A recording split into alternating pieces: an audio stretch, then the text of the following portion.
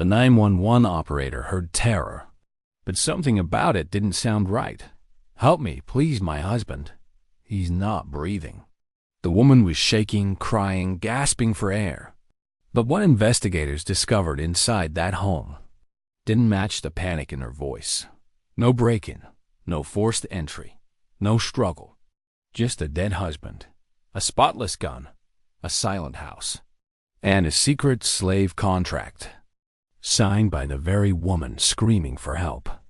And the moment detectives read it, everything about this home invasion fell apart. This is the chilling true crime story of a marriage built on domination and destroyed by it. In a quiet rural community, the kind of place where crimes don't happen, a man was found executed in his own bed. People said it must have been a break-in, a robbery, a random killing. But inside that bedroom, detectives uncovered a truth far darker than any stranger could deliver. Tonight we reveal how a whispered fantasy, a handwritten contract, and years of manipulation turned a private marriage into a deadly crime scene. Officers entered the home at dawn. A man lay face down, motionless, shot directly through the back of the head. A cold, calculated execution. But the scene didn't feel like chaos. It felt staged. A .357 Magnum on the kitchen floor. Perfectly clean. No fingerprints. No blood. No residue. The wife's purse? Full of cash. Nothing stolen. Nothing disturbed. The back door open, but the screen door closed. It was a crime scene built to tell a story. But the story didn't match reality. The wife repeated her version like a script. She slept upstairs. She heard a noise. She assumed her husband was awake and shooting at animals. She found him bleeding. She grabbed her gun. She fired warning shots. She locked the bedroom door. She tried CPR. She called 911. But every time detectives pressed for details, she froze. "What noise did you hear?" "I don't know." "Where was the blood?" "I don't remember." "How did you hold the phone?" "I'm not sure." "Why lock the door?" "I panicked." Except the 911 operator confirmed she didn't do CPR at all. She was just sitting there. Her fear sounded real on the phone, but her actions didn't match panic. They matched planning. Investigators started testing her story, and it crumbled at every angle. And it crumbled at every angle. And it crumbled at every angle. These dogs barked at everything. Strangers, neighbors, headlights, even the wind. But during the murder, not a single bark. Dogs don't stay quiet for killers. They stay quiet for people they know. The home had multiple alarms, door chimes, entry sensors, a driveway alert. None activated. For an intruder to slip past every alarm, they would need more than luck. They would need access. No broken locks. No smashed windows. No tools. Nothing disturbed.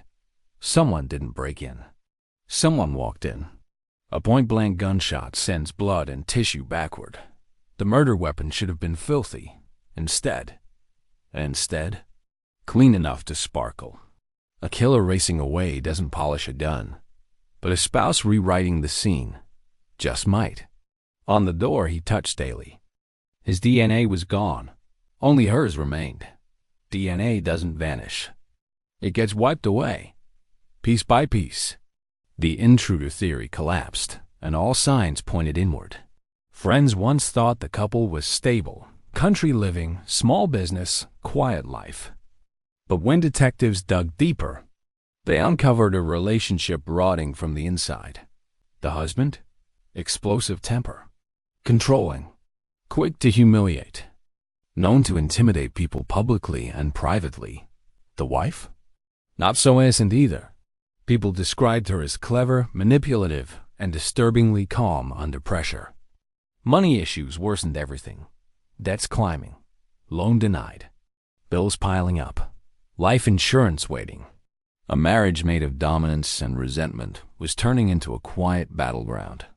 But then investigators found the one thing that exposed the truth. buried deep inside a drawer. Detectives discovered a handwritten 14-page document. A master-slave sexual contract. Rules. Demands. Punishments. Submission rituals. Humiliation. Father-daughter roleplay. Strict obedience. Signed by both. It was twisted, personal, psychological, dangerous.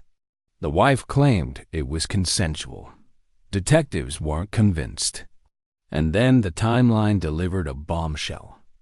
Hours before the murder, someone used the household computer to search the obituary of the wife's abusive father. A fresh emotional wound, a reopened trauma, a trigger. She denied searching it. The husband had no reason to. Someone was preparing, mentally, emotionally, deliberately, for something final. Detectives confronted her with everything. Why no barking? Why no alarms? Why no forced entry? Why was the gun cleaned? Why was his DNA erased? Why lie about CPR? Why lock the door? Why fire at an intruder that never existed? Why search your father's obituary? Her answers shrank too. I don't know. I don't remember. You're the experts. And then came the statement she couldn't escape. A nurse reported she whispered, "I shot my husband." She denied it. But the evidence spoke louder than she ever did. Nearly 8 years after the murder, the judge made the truth official. Guilty. Aggravated murder. Evidence tampering. Staged crime scene. Deception layered on deception. A marriage built on power ended in the ultimate act of control, death. She now serves decades behind bars. The secret contract she thought would stay hidden became the key to unlocking the truth. In the end, there was never an intruder, never a break-in, never a mystery stranger.